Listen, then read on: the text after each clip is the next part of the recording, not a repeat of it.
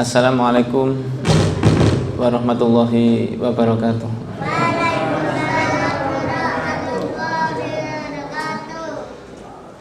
Alhamdulillah alladzi qad wafaqa lil ilmi khairu khalqihi wal ittiqa. Asyhadu an la ilaha illallah wahdahu la syarikalah wa asyhadu anna Muhammadan abduhu wa rasuluh. Allahumma shalli ala nabiyyina Muhammadin wa ala alihi wa sahbihi ajma'in. Amma ba'd, usikum wa nafsi bitaqwallah faqad fazal muttaqun. Alhamdulillah para jamaah, kita bisa bertemu kembali dalam kegiatan thalabul ilmi. Mudah-mudahan niat kita, langkah kita dicatat oleh Allah sebagai amal yang soleh. Pada kesempatan kali ini kita memasuki bab keempat di kitab Riyadhus Shalihin tentang berbuat benar, melaksanakan sebuah kebenaran bersama orang-orang yang benar. A'udzubillahi minasyaitonirrajim. Babus sidqi. Bab ini menerangkan tentang benar. Qala Allah Ta'ala, qala Allah berfirman, ya ayyuhalladzina amanu ittaqullaha wa kunu ma'as shadiqin. Ya ayyuhalladzina amanu, wahai orang-orang yang beriman, ittaqullah, bertakwalah kepada Allah, wa kunu ma'as shadiqin. Para jamaah, di dalam ayat ini surat At-Taubah ayat 119. Ini kalimatnya sangat menarik. Menariknya apa? Ayat ini diawali dengan ya ayyuhalladzina amanu. Jadi faedahnya sebenarnya taksis khusus bagi orang-orang yang beriman. Nah, yang lebih unik lagi, orang beriman itu diminta oleh Allah ittaqullah, bertakwalah kepada Allah. Nah, pertanyaannya, apakah ada orang yang iman tapi tidak bertakwa? Nah, jawabannya adalah ada. Kalau Al-Quran sudah matur demikian, Qurannya sudah menyampaikan demikian, itu ada. Nah, kadang-kadang iman seseorang itu kan yazidu wa yanqus, kadang bertambah, kadang juga berkurang. Yazidu wa yanqus itu maknanya kita selama manusia, kan kita ini bukan malaikat. Makanya ada orang itu merasa benar, itu salah. Maknanya apa? Jadi kita ini tidak boleh merasa kita paling hebat, tidak. Karena apa? Ada kemungkinan kita ini imannya turun, dan tidak ada yang tahu kecuali Allah dan juga kita sendiri. Mungkin kita bisa mengkoreksi diri kita.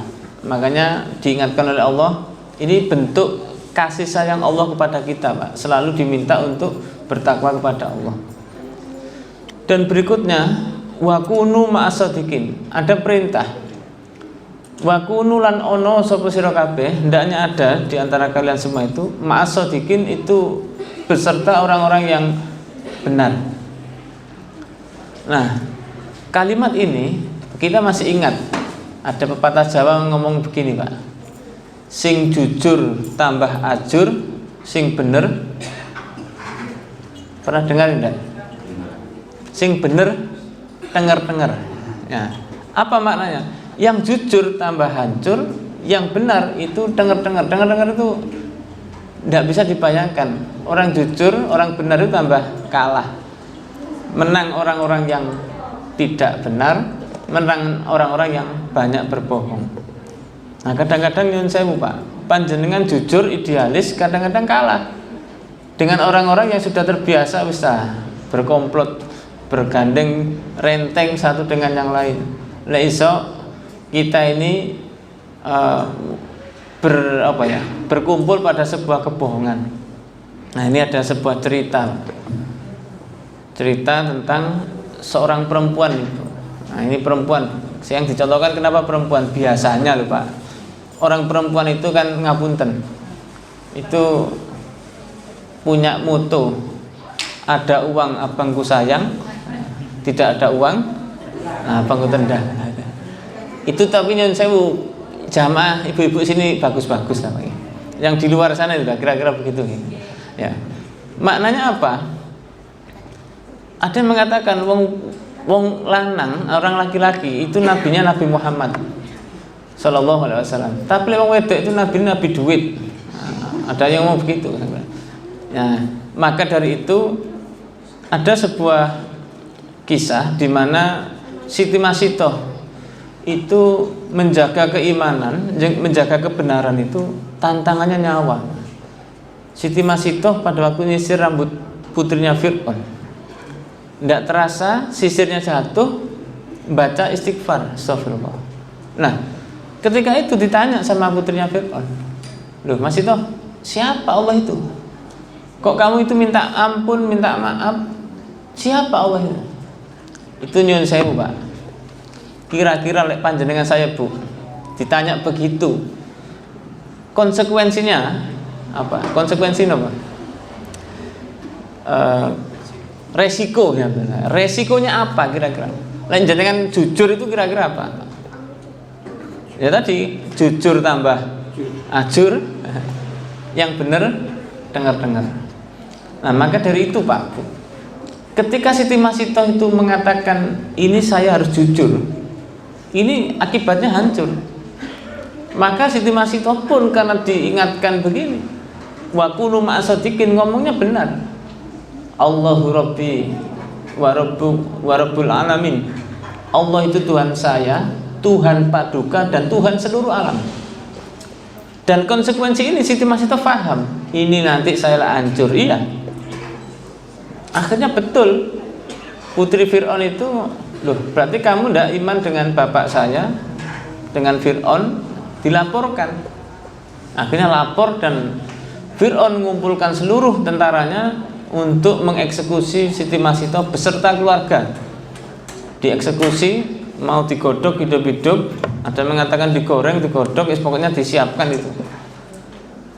Nah bagi Masitoh Pak, itu pertarungan hatinya kuat. Iki aku iki jujur apa enggak, jujur apa enggak. Bahkan Fir'aun pun memanggil keluarganya, ngasih kesempatan. Masitoh, lek kamu mau tobat iman pada saya, keluargamu kamu tak hidupkan. Ini nyun sewu Pak, kira-kira panjenengan saya suruh milih hidup apa milih mati kira-kira? Bahasanya orang-orang sego pecel seenak. Jadi rasanya wis aduh. Tapi Siti Masitoh dikasih waktu diskusi dengan keluarganya, ngomong, gimana suamiku, anak-anakku? Karena keluarga ini betul-betul bagus dan luar biasa imannya kepada Allah, maka mengatakan hidup kita ini mati sekarang, besok, lusa sama. Lebih baik mati dalam keadaan iman daripada mati eman. Mati dalam keadaan eman. Daripada begitu wis bismillah. Akhirnya pada waktu itu juga Siti Masitoh mengatakan Allahu Rabbi, Allah Tuhan saya. Murkalah Fir'aun, dimulailah suaminya Masitoh dimasukkan ke tungku 1, putranya 2, sampai si bayi pun, karena seorang ibu ya, naluri seorang ibu itu kuat. Bayi ketika ditarik Siti Masitoh agaknya berat hati. Ketika berat hati itu rasanya merasa ya Allah ini bagaimana? Gak tega. Fir'aun ngerti, gila bayi lah kamu. Maka disitulah muncul sebuah keajaiban, si bayi bisa ngomong. Dalam rangka menguatkan. Memang kita ini menguatkan Pak, itu rasanya betul-betul tantangannya besar. Sehingga si bayi pun mengatakan, ya Umi, la takhaf wa la tahzan, innallaha ma'ana. Ibuku tidak usah takut, tidak usah sedih, Allah bersama kita. Kuatlah Siti Masitoh, sehingga pada waktu itu bayi pun masuk, Siti Masitoh juga masuk. Pertanyaannya Bapak Ibu sekalian, tidak bisa kita temui hari ini.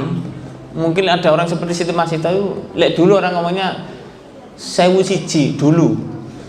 Sekarang ini mungkin dilipatkan 10.000 satu, 100.000 satu, bahkan 1 juta satu orang kaya Siti Masitoh ini.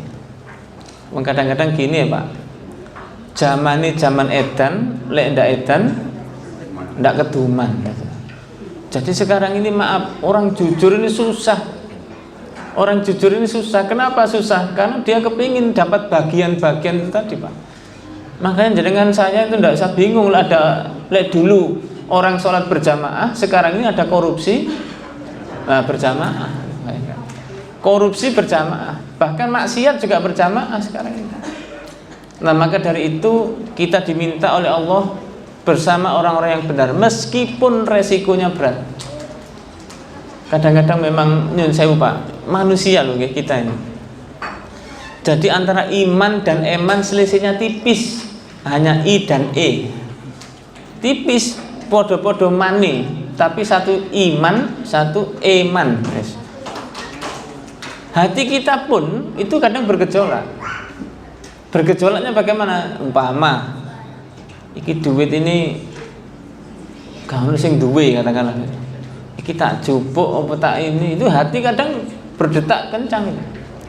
Maka kita ini bersama orang-orang yang benar, ya bismillah. Wong bukan haknya, letakkan. Memang agak susah begini, tapi ini penting. Karena Allah itu mengingatkan kita jangan sampai orang seperti kita ini rugi. Karena Allah sayang kepada kita. Nah, itu yang perlu kita gambarkan bersama-sama. Yang kedua, Bapak Ibu jamaah, di dalam surat Al-Ahzab Allah pun juga menyampaikan wasadiqina wasadiqat. Orang yang benar itu siapa? Ya orang laki-laki perempuan itu sama. Maka tidak ada bedanya. Oh iya, wong lanang itu kuat, wong wedok tidak kuat. Tidak begitu. Makanya saya contohkan tadi apa? Siti Masito. Bukan orang laki-laki. Biasanya orang laki-laki ini kuat, Pak. Kenapa yang dicontohkan orang perempuan? Lek perempuan saja kuat, yang laki-laki mestinya harus kuat. Lah maknanya, Pak. Nah ini sekarang kadang-kadang ngapunten loh. Ibu-ibu biasanya lek bapak pulang tidak bawa harta, tidak bawa istilahnya duit, itu ibu-ibu itu merengut. Nah sekali lagi bukan ibu-ibu yang di sini, Pak, yang di luar sana. Insya Allah ibu-ibu sini sejuk-sejuk lah ibu-ibu sini. Nanti umpama suami pulang tidak bawa duit itu ngomongnya lembut. Alhamdulillah Mas, yang penting sampean pulang dengan selamat, hati saya tenang. Gitu. Bukan seperti ada uang abangku sayang, bukan. Tapi sekarang kondisinya begitu. Terenyuh, Pak. Jadi ketika istri itu mendoakan suami begitu, tidak merengut, wajahnya senyum, laku tidak laku, tetap senyum aja. Yang penting bukan senyum-senyum ya, senyum-senyum bukan, tapi senyum asli. Ini yang menjadikan kuat. Maka semuanya laki perempuan sama di hadapan Allah harus menjadi orang-orang yang benar, meskipun resikonya berat.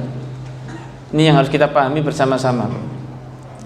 Dan juga di dalam surat Muhammad ayat 21 Allah juga menjelaskan, falau sadaqullaha lakana khairan lahum. Maka apabila mereka berbuat benar kepada Allah, berbuat benar kepada Allah, berarti niatnya karena Allah, benarnya karena Allah, maka itu lebih baik bagi mereka. Nah ini begini Pak, bapak-bapak, ibu-ibu, umpama memang ini resiko ya. Saya pun juga membayangkan sama. Dulu Nabi Rasul, nyun sewu Pak, tantangannya kayak apa? Saya itu membaca kisah Nabi dan Rasul. Yang kira-kira menurut jenengan Nabi Rasul itu yang paling enak sinten Pak? Paling enak, tidak dapat tantangan ujian berat. Nabi Sulaiman, oke. Kita sepakat Nabi Sulaiman. Meskipun mulai Nabi Adam sampai Nabi Muhammad ujiannya juga luar biasa. Nabi Muhammad itu kurang apa, mau dibunuh dan sebagainya. Nabi Sulaiman itu kelihatannya enak. Tapi ketika beliau itu amanah, Nabi Sulaiman itu tidak bisa tidur loh Pak.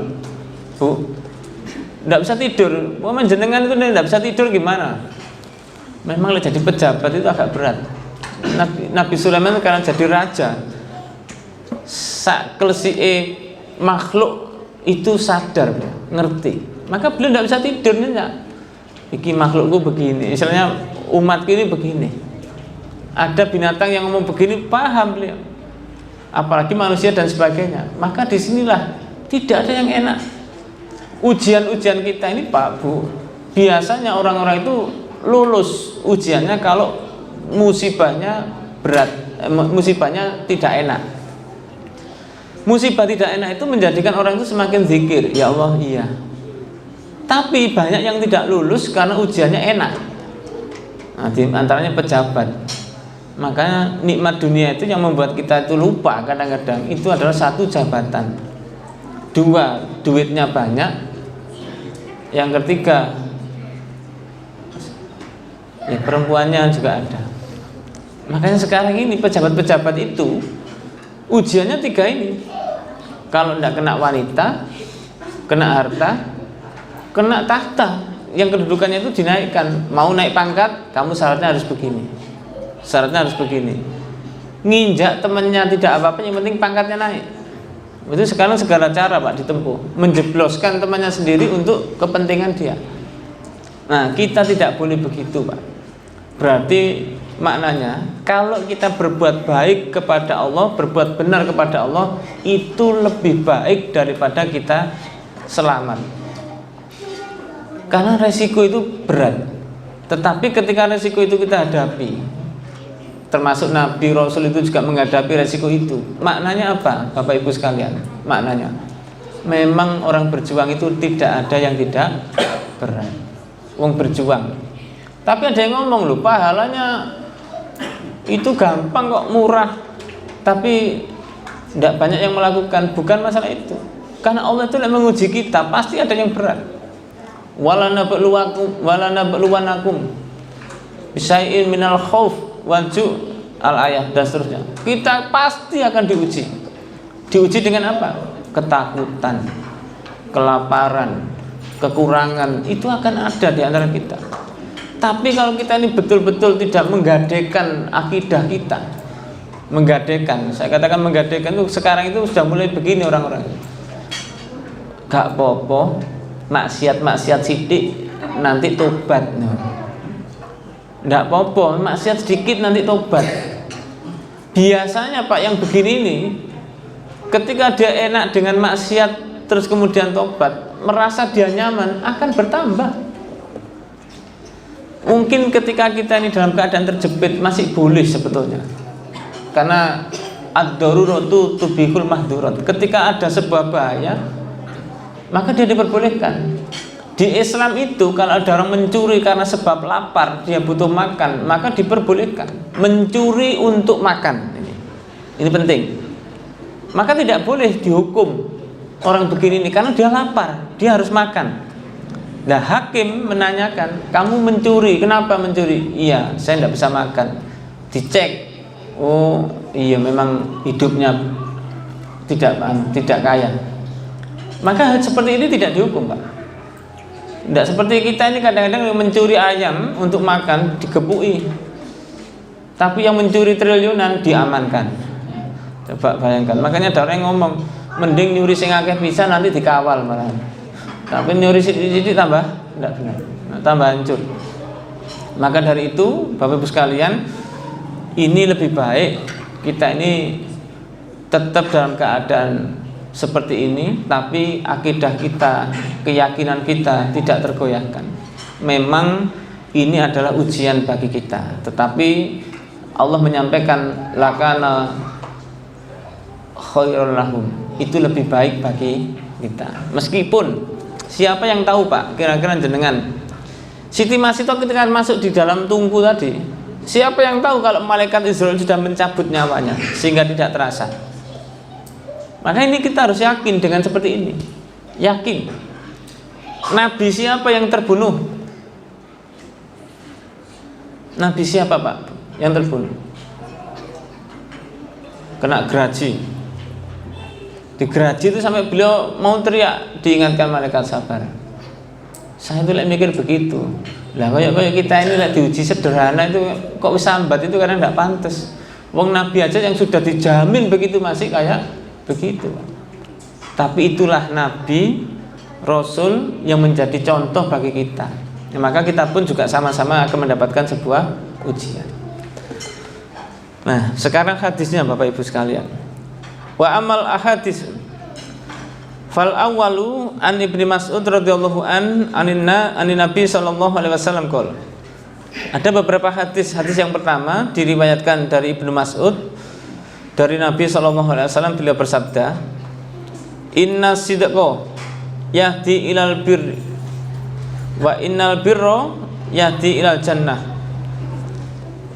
Sesungguhnya kebenaran itu menunjukkan kepada sebuah kebaikan. Jadi ada orang itu berbuat benar, itu hakikatnya diarahkan pada sebuah kebenaran. Jadi kalau kita ini betul-betul dalam keadaan jujur, benar, berarti langkah kita sudah benar. Dan kebenaran itu innal birra yahdi ilal jannah.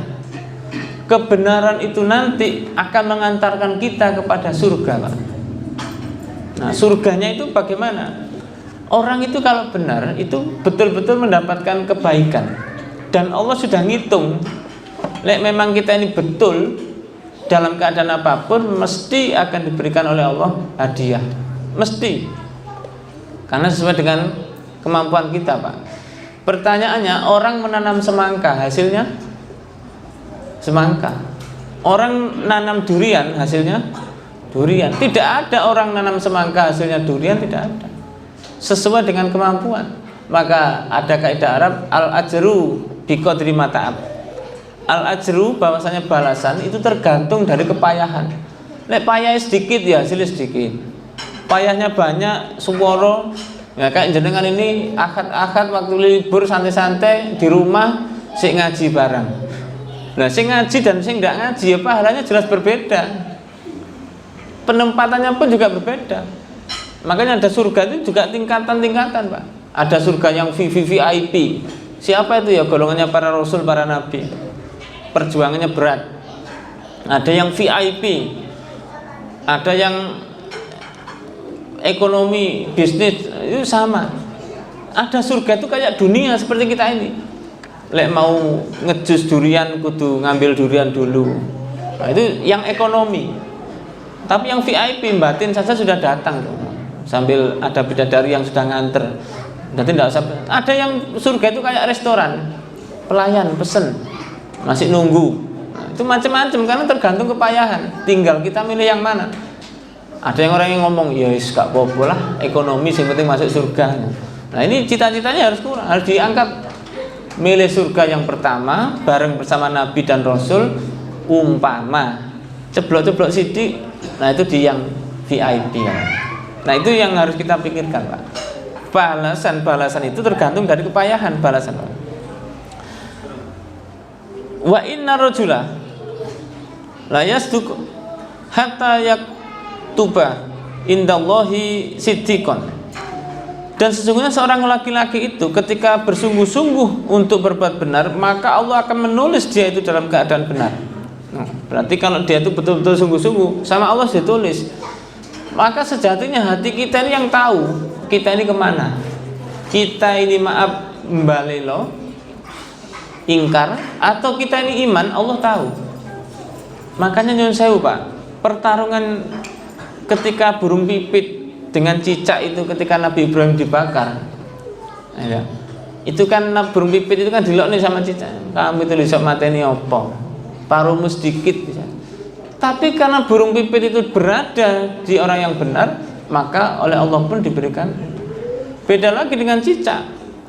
Meskipun dia hanya melet-melet begitu, mengulurkan lidahnya supaya api tambah kencang, meskipun tidak kencang, tapi karena berada di lingkungan yang niatnya jelek begitu, maka akan ditulis. Nah disinilah dikatakan wa innal kadhiba yahdi ilal fujur wa innal fujur yahdi ilan nar. Ketahuilah sesungguhnya bahwasanya bohong itu menuju kepada kerusakan, kejelekan, dan kejelekan itu mengantarkan kepada neraka. Ini otomatis, Pak. Wa inna rajula la yukdabu hatta yuktaba indallahi kadzaban. Dan seorang laki-laki itu ketika melakukan sebuah kebohongan memang dicatat oleh Allah menjadi orang-orang yang bohong. Nah sekarang kita ini Bapak Ibu sekalian tidak bisa kita mengandalkan banyak-banyakan orang. Memang orang jadi idealis dalam kebenaran itu kadang-kadang repot, kadang-kadang apa ya? Iya dicemooh banyak orang. Makanya saya katakan tadi sing jujur tambah ajur, sing bener dengar-dengar itu karena kondisi sekarang sudah begitu. Wis zaman edan akhirnya melo edan. Padahal kita punya iman, kita punya akidah, jangan sampai kita ikut. Nah itu memang tidak bagus, katakan tidak bagus. Kulil haqqo walau kana murron. Katakan itu dengan baik, dengan benar meskipun pahit. Memang orang jujur ini kadang-kadang pahit, Pak. Contoh, Mbak, coba masakanku icipono, enak ndak? Kadang-kadang kita pun arep ngomong jujur tuh ndak berani. Oh enak, padahal ndak enak ngomongnya enak, itu ndak bener kan? Nah caranya ngomong yang bagus, Mbak, iki mau tak rasakno, kita rasakno, tak coba mau sakjane, iki wis apik iki mau sakjane. Namun, nah itu, iki kayaknya kurang garam. Jadi itu maknanya supaya giring tidak gak enak gitu, gak enak marah dia kan kadang-kadang. Nah itu cara kita ngomong saja, diatur dan harus jujur kita ngomongnya. Memang meskipun kadang ada orang itu yang dikatakan jujur itu kadang nggak terima, maka cara kita untuk ngomong itu harus diatur, Pak. Yang kita hadapi ini kan ada orang itu yang enak, wis bloko suto, wis sembarang ngomong diterima. Tapi ada orang itu yang tidak terima, diomongi jujur itu tambah tersinggung, itu juga ada. Makanya kita pun juga harus paham tentang siapa yang kita hadapi. Nah dari sini Bapak Ibu sekalian, saya panjenengan semuanya saja, ketika berbuat tidak baik, ketika berbuat baik itu ada resiko masing-masing. Resikonya jelas, kalau kita jujur mengarah kepada baik, baik menuju surga, lek kita bohong, bohong menjadi jelek, jelek menuju neraka. Itu balasannya. Nah dari sini kita akan sadar betul bahwasanya kemampuan kita ini dipantau oleh Allah Subhanahu wa taala. Yang kedua, As-Sani An Abi Muhammad Al-Hasan bin Ali bin Abi Thalib radhiyallahu an qala hafidtu min Rasulillah sallallahu alaihi wasallam. Saya hafal dari hadis Nabi yang berbunyi da ma yuribuka ila ma la yuribuk. Tinggalkan apa yang menjadi keraguan kamu menuju yang tidak ragu-ragu. Nah, Bapak Ibu sekalian, apa ragu-ragu itu? Sehingga dalam ragu-ragu itu dilanjutkan oleh Nabi, dikatakan di sini, fa inna sidqa tumakniyatu. Sesungguhnya orang yang benar atau kebenaran itu menjadikan ketenangan. Jadi menjadikan ketenangan itu maknanya jenengan itu jadi orang benar. Itu ndak risau, ndak gelisah. Itu kita menjadi orang benar. Makanya umpama diperiksa KPK pun aman, tenang, tidak apa-apa. Jadi orang sekarang itu kan kalau ada KPK takut, tapi dengan malaikat tidak takut. Padahal CCTV-nya malaikat itu lebih kuat daripada milik KPK. Itu kalau kita lihat begitu. Maka Bapak Ibu sekalian, kebenaran itu menjadikan tenang. Makanya kita ini benar itu kan enggak gupuh. Maka ada intelijensi itu ketika kita ini gelisah, ya, gelisah, itu kita ini tidak tenang. Maka ada namanya duck syndrome di dalam ini. Duck itu bebek. Bebek itu kan kakinya ngepek-ngepek terus, Pak. Panjenengan tahu enggak? Bebek itu ngambang, napa ngambang ya? Nggih, ngambang lah ya, apa ya? Bebek itu ngapung lah ya, ngambang ya. Nah, itu kan nyun sewu, jenengan lihatnya kan santai bebek. Tapi kakinya bebek itu ngetepek terus loh, Pak. Enggak berhenti. Makanya kita ini kadang-kadang ketika melihat duck syndrome itu hati-hati. Yang kita ini maaf tidak jujur, tidak ini, maka hati kita akan gelisah. Dan orang itu gelisah itu maaf penyakit ya banyak datang, Pak. Maka ada stroke, ada jantung dan sebagainya, itu kegelisahannya ternyata ada di situ.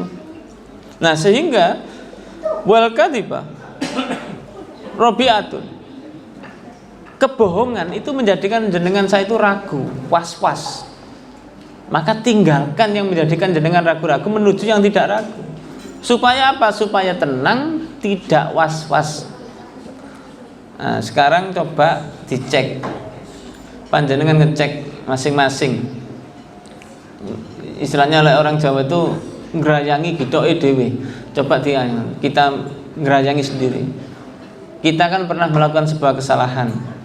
Karena melakukan sebuah kesalahan itu mau tidak mau kita harus introspeksi. Tapi kan ada orang lek salah itu tetap ngeyel, tetap belajar lek bahasanya orang sekarang. Nah, maka lek salah itu dikatakan salah, sudah cukup. Minta maaf. Itu lebih baik daripada menutupi sebuah kesalahan. Kesalahan itu lek ditutupi terus, itu maka akan menjadi kenyamanan. Jadi orang itu lek salah ditumpuk-tumpuk terus, itu malah jadi nyaman. Itu yang bahaya, Pak. Bahaya betul. Meskipun sejatinya dia itu merasa, kan sekarang ini ada orang yang bohong itu, semuanya dianggap ini, sampai semuanya diakali dengan kebohongannya. Tapi lama-kelamaan akan terbongkar juga. Bangkai ditutup-tutupi mesti akan tercium juga. Meskipun kita ini menyembunyikan segala sesuatu dengan baik, rapi, tapi ketika satu saat Allah akan buka, itu akan terbuka semuanya. Maka jangan sampai kita ini berbuat begitu, wis tinggalkan saja, menjadikan tenang. Makanya kadang-kadang Pak Bu, orang sekarang itu banyak penyakit yang menjangkit itu karena dikarenakan dia secara hati gejolaknya terus. Padahal kita ini tenang, ya rasanya enak, hidup kita ini pun juga nyaman, tidak tersiksa. Coba bayangkan, jenengan umpamanya ikut orang itu mengatakan pokoknya kamu harus manut, siap 86, bolak-balik 86, tidak pernah 87. Maknanya apa? Dia mesti ngomong itu asal bapak senang. Ini yang repot. Kamu gini, nanti kamu harus buat berita begini. Rasanya berat. Hidup kita ini ditata orang yang sifatnya begitu. Padahal kita ini orang merdeka. Maka ketika menjadi orang merdeka, sudah nyampaikan aja yang baik. Meskipun pahit, kadang-kadang dipecat dan sebagainya, tidak apa-apa. Itu menjadikan ketenangan daripada kita ini hidupnya was-was terus. Iya, kalau kita ini bisa mati husnul khotimah, kalau tidak, naudzubillah min dzalik, jangan sampai itu terjadi. Nah, itu adalah hadis yang ketiga. Bapak Ibu sekalian, ada hadis yang berikutnya untuk menjelaskan tentang bagaimana hati kita kalau sudah benar itu seperti apa, niat kita yang kuat. An Abi Sabit wakila Abi Sa'id wakila Abil Walid Sahal bin Hunayf radhiyallahu anna Nabiya sallallahu alaihi wasallam qala, Nabi bersabda, man sa'alallah, barang siapa yang minta kepada Allah. Nah, ini jenengan saya harus minta, Pak. Minta apa kepada Allah itu? As-syahadah, mati syahid. Bisidki, dengan betul-betul minta mati dalam keadaan syahid. Ballaghuhu Allah, maka Allah akan menyampaikan kepada niat kita, tujuan kita yang benar tadi. Nah, terus bagaimana kalau kita ini tidak begitu? Manazila asyahadah wa idmata ala firasihi, meskipun kita ini tidak berperang, kalau kita ini niatnya mati syahid, maka kita akan dimatikan oleh Allah dalam keadaan syahid. Nah, ini memang penting, iskariman au mut syahidan. Iskariman, hidup mulia. Mulia itu di bawah syariat Allah, yaitu mengikuti perintah Allah dengan merdeka, tidak menghamba kepada manusia tapi menghamba kepada Allah, dan mati dalam keadaan syahid. Nah, di antaranya Bapak Ibu sekalian, kita ingat cerita Masito itu merupakan bentuk mati syahid. Meskipun panjenengan dalam keadaan tidur, nanti akan Allah matikan juga dalam keadaan syahid. Dan ini yang menjadi pemikiran kita, bahwasanya kalau kita ini niatnya jujur Pak, tulus, betul-betul kuat, maka Allah akan sampaikan itu. Tapi kalau kita ini setengah-setengah, iman, bingung dia. Iki lek dijupuk ini begini. Nah, lek sudah begitu, tidak sampai. Tapi kalau kita wis bismillah, niat kita kenceng, Allah akan ngasih jalan. Inna ma'al usri yusra. Di setiap ada kesulitan pasti akan ada kemudahan. Pasti. Kenapa saya katakan pasti? Di situ merupakan jawab daripada ini. Jadi kalau kita ini betul-betul merasa sulit, jangan khawatir, Allah akan ngasih jalan. Ada dari bahasa where there is a will, there is a way. Nah, man jadda wajada. Itu kalau kita hayati betul. Kalau keinginan kita ini kuat, kebenaran kita ini kuat, maka memang ada halangan. Tapi halangan itu tidak menyusahkan kita, Pak.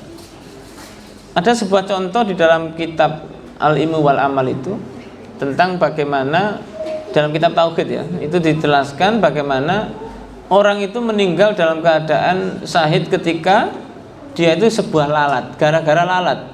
Kita jadi iman, gara-gara lalat kita jadi kufur. Lalat. Ada dua orang yang berjalan melewati sebuah desa, di mana desa itu ada peraturan kalau mau lewat desa ini harus kurban. Harus kurban. Kurban kepada siapa? Kepada desa ini, karena desa ini ada yang menjaga, Pak. Nah, maka dari itu dua orang ini waktu lewat dikatakan, Pak, kalau mau lewat sini Bapak harus kurban. Bapak tetap ngeyel, dibunuh. Waduh. Nah, akhirnya dua orang ini bingung. Satu, wis bismillah, saya tetap lewat tanpa kurban. Karena berkorban itu hanya kepada Allah. Karena mengkorbankan ini kepada siapa? Ditanya, saya harus korban apa? Saya tidak punya duit. Nah, bayangkan tidak punya duit. Maka penduduk desa tadi mengatakan, tidak harus bentuk yang besar, sapi, kambing, tidak. Apa itu? Nyari lalat, lalat itu bunuhun, berikan kepada desa ini. Itu sebuah pengorbanan yang harus dikeluarkan. Maka kedua orang ini berbeda. Waduh, kita gimana ini? Ini masalah akidah. Kita ini gara-gara lalat ini sampai jadi. Satunya ngomong, walah, atasi lalat aja, gak apa-apa, tidak apa-apa, sudah. Akhirnya kedua orang ini berbeda, Pak. Yang pertama, dia tetap ngeyel, tidak mau. Karena tidak mau, orang desa tadi langsung memukulnya, bahkan menyiksanya sampai meninggal. Yang kedua, ya tetap berkorban dia. Lalat ditangkap, diserahkan dan diniatkan untuk kurban itu. Maka ketika dia berjalan, akhirnya orang yang kurban lalat tadi juga mati. Maknanya apa? Ketika dia mati begitu, matinya dalam keadaan su'ul khotimah. Nah, ketika yang satu dibunuh tadi dalam keadaan husnul khotimah atau mati syahid. Orang yang berjuang untuk ngomong akidah, menguatkan akidahnya, itu seperti orang yang mati syahid. Maka panjenengan saya harus menguatkan itu. Makanya kadang repot, Pak. Betul-betul repot. Apalagi nyuwun sewu, godaan kita ini bermacam-macam. Orang itu akan tahu aslinya kalau dia mendapatkan kenikmatan, baik berupa harta, kedudukan, itu pasti dia akan berubah. Pengen tahu aslinya orang, tunjuk dia menjadi jabatan, kasih dia jabatan, akan tahu aslinya kayak apa. Dia semakin tawaduk atau semakin begini. Orang kaya dengan orang yang miskin, mungkin ya miskin enak sih sebuah masjid, tapi kaya kadang-kadang lupa tidak ke masjid. Nah, ini repot juga. Maka kita pun juga harus melalui kebenaran ini, sehingga dengan kebenaran itu kita akan bisa menjadi orang-orang yang teguh pendirian. Karena memang perjuangan berat ini, Bapak-bapak Ibu sekalian, sudah tidak menjadi rahasia umum. Kalau kita ini di lingkungan kita ini kadang-kadang bisa berubah menjadi lingkungan yang kita akan terseret. Maka Allah ingatkan panjenengan saya untuk selalu menepati kebenaran, meskipun pahit rasanya, meskipun itu. Dan itu tantangannya tidak mudah. Soalnya sekarang ini mohon maaf, pengen naik pangkat aja nyogok. pengen ini begitu, bayar semuanya begitu. Kadang-kadang itu dihalalkan juga bahaya. Wah, ini zaman ini gak ngene kok gak iso naik pangkat. Lah itu. Maka teman saya ada, dia seorang guru, dari dulu ya guru aja. Padahal ditawari kalau pengen naik pangkat dari kepala sekolah jadi begini. Nah, nanti tak temukan orangnya. Terus pokoknya salam tempel jok lali, kira-kira begitu. Nah, itu sudah. Tapi teman saya ngomong sudah lebih baik jadi guru daripada jadi pejabat tapi saya akhirnya kufur nikmat. Ya, yang penting akidahnya terjaga. Maka dari itu Bapak Ibu sekalian, menjaga kebenaran itu berat. Sekarang ini kan zamannya sudah begini, apalagi maaf secara ekonomi sekarang ini juga kondisinya begitu. Maka harapan kita, sekali lagi kita ini bukan malaikat, tapi kita ini manusia yang kadang-kadang naik turun. Iman kita ini naik turun antara iman itu jadi bahaya bagi kita. Aku lu qouli hadza astaghfirullahi wa lakum innahu wal ghafurur rahim. Oke, Bapak Ibu sekalian, tak mayuri buka itu adalah sebuah hadis. Nanti panjenengan buka di kitab Arba'in Nawawi juga ada. Ini tadi juga hadis Riyadhus Shalihin, hadis semua. Kemudian untuk masalah tarkul mafasid muqaddamun ala jalbil masolih, itu dalam konteks darurat yang sifatnya menuju ke nyawa. Jadi kita dahulukan, jangan sampai ada begitu. Tapi untuk urusan akidah, Bapak Ibu, kita juga harus sadar akidah ini juga harus diselamatkan. Jangan sampai akidah ini juga, meskipun kalau memang itu nanti kondisinya nyawa, nah ini baru kita perbolehkan. Itu pun diupayakan. Makanya di Islam itu ada ilmu mantik. Nah, ketika kita ini jangan sampai bohong. Contohnya, dulu ada orang ini mau dihukum mati kalau tidak mau menyembah Tuhan yang dia sembah. Ketika itu dia menggunakan ilmu mantik, mengatakan siap, saya akan menyembah Tuhanmu. Nah, ketika itu 3 kiai ini, yang satu dia tidak mau, yang kedua dia tetap tidak mau. Dia berpikir mati dalam keadaan husnul khotimah atau berjuang lebih penting. Yang ketiga, dia tidak berpikir itu. Berpikirnya nanti santri-santriku ini siapa yang ngajar. Maka dia harus berpikir bagaimana caranya selamat. Maka dia mengatakan saya siap menyembah Tuhanmu. Karena bagi dia keyakinannya Tuhanmu itu ya Tuhanku, Allah. Maka dia menggunakan ilmu logika tadi, mantik tadi, dengan mengatakan saya siap menyembah Tuhan. Ketika itu diminta untuk menyembah matahari, karena Jepang itu pada waktu itu minta. Maka ketika itu dia rukuk sujud kepada Allah meskipun menghadap matahari. Ya Allah, saya niat sujud kepada Engkau, bukan matahari. Saya rukuk kepada Engkau, bukan pada matahari. Akhirnya disinilah dia dibebaskan. Nah, kerusakan tadi, kalau beliau yang ketiga ini juga meninggal, santri-santri tidak ada yang ngajar, ini juga berat. Maka beliau berpikir, teman saya sudah meninggal, nanti siapa yang meneruskan perjuangan? Nah, maka itu tadi pakai kaidah tarkul mafasid muqaddamun ala jalbil masolih. Sehingga juga ada kaidah lain, ad-daruratu tubihul mahdurat. Nah, itu juga ada darurat itu mendatangkan sebuah kebolehan. Itu dalam konteks seperti itu. Gitu Pak Ki? Bisa akidah. Nah, kalau tidak ada kaitan dengan akidah, jadi umpama dia itu melaksanakan biasa-biasa saja, itu berarti dia mencari enak. Nah, ini mencari enak ini tidak bisa. Maknanya apa? Konteks akidah itu satu konteks keimanan. Yang kedua, jadi hatinya sudah berpaling. Aku timbangan mati mending begini, tapi niatnya bukan karena itu. Tadi beda dengan Pak Kiai yang saya sampaikan tadi. Dia berpikir ini, aku tetap iman kepada Allah. Aku tetap iman, tapi dengan gaya bahasa yang berbeda. Saya siap menyembah Tuhanmu. Nah, makna menyembah Tuhanmu itu kan Tuhanmu itu Tuhan saya, Allah. Nah, dia berpikir begitu. Jadi akidahnya tidak terusak. Tapi ketika akidahnya rusak itu jadi bahaya. Nah, maka dalam konteks akidah ini yang kita utamakan. Kalau tidak konteks akidah, konteks apa? Mungkin konteksnya nyawa. Nyawa masih ditoleransi. Jadi ketika ini nyawa dan kemudian bahaya, contoh biasanya juga ketika ini contoh Pak ya, kan Gojek itu sekarang atau istilahnya Gojek online macam-macam itu kan orang laki perempuan kan ini ya. Nah ini dalam konteks sebetulnya keimanannya kuat, dia tidak mau digonceng orang laki-laki ketika memang bukan muhrimnya. Nah, sama saya pun juga dulu, saya pernah dapat Gojek perempuan Pak. Nah saya pesen Gojek itu tidak tahu kok perempuan, ternyata saya loh kok perempuan ini. Saya ini mikir lah ini Gojeknya ya apa ini. Lah maka saya pada waktu itu karena saya punya duit masihan, Mbak tak bayar, saya terima kasih ya tak bayar. Tapi saya izin tak batalkan saya, karena dia sudah ini ada ongkosnya saya bayar. Nah karena konteks itu kita ngomong eman, wah ini eman, saya eman, kadung. Nah, apalagi nanti kita ini oleh badilan kan, bahasanya anak muda oleh badilan yang gonceng perempuan katakan begitu. Nah ini bahaya.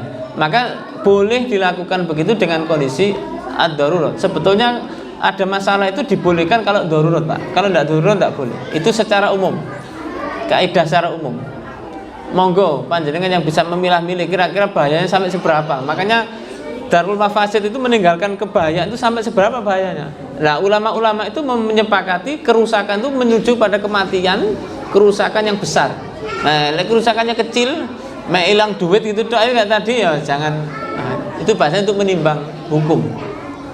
Gitu Pak. Karena ada sisi-sisi yang menurut orang apa? Iya. Bagian dari ghibah. Bagian dari ghibah. Itu yang mereka paham seperti itu. Darul Mafasid itu yang saya sampaikan itu arahnya ke sana. Saya kan sebagai mentausiah ya. Jadi ingat alumni. Ya. Mereka minta nasihat saya. Ya. Saya kasih dengan kaidah semacam itu. Artinya ini satu lalat, ini kalau ada masuk, ini akan merusak. Katakan dengan jalan. Saya sampaikan kalau begitu kita pakai kaidah yang tadi. Kaidah itu kita pakai. Membina itu lebih sulit daripada membuang penyakit. Memang itu ikhtiar. Beda lagi dengan kasus tadi. Karena dengan ada ikhtiar ke sana dia masih diperbolehkan. Andai kan kita ini dakwah ke pelacuran boleh. Selama tetap tadi akidahnya jangan. Nah, akidah itu termasuk bagaimana? Jangan-jangan kita ini nggak kuat, akhirnya rasan-rasan. Itu juga bahaya. Nah, maka kalau memang tidak kuat, tinggalkan tidak kuat. Dak mayuribuk tadi maknanya tinggalkan, ini ragu-ragu ya jangan diambil. Dakwah kepada pelacur boleh selama memang niatnya dakwah. Tapi dakwah sambil menyelam, nah ini beda lagi. Wah ini ketepaan ini ketemu dengan itu kan beda lagi. Maka Allah tahu niat-niat kita begitu. Ya monggo itu jenengan yang bisa mengkalkulasi. Nah kira-kira saya nanti bagaimana? Monggo boleh. Jenengan masukkan kaidah Darul Mafasid boleh. Yang penting panjenengan bisa memilah-milah hatinya dengan tidak terkontaminasi, akidahnya tetap selamat. Jadi sisi ghibahnya tidak ada di situ. Monggo. Yang penting jenengan tadi bisa mengkalkulasi, bisa menimbang gitu ya. Nganten Pak ya. Wallahu a'lam bishawab. Mudah-mudahan bermanfaat. Mohon maaf atas segala kekurangan.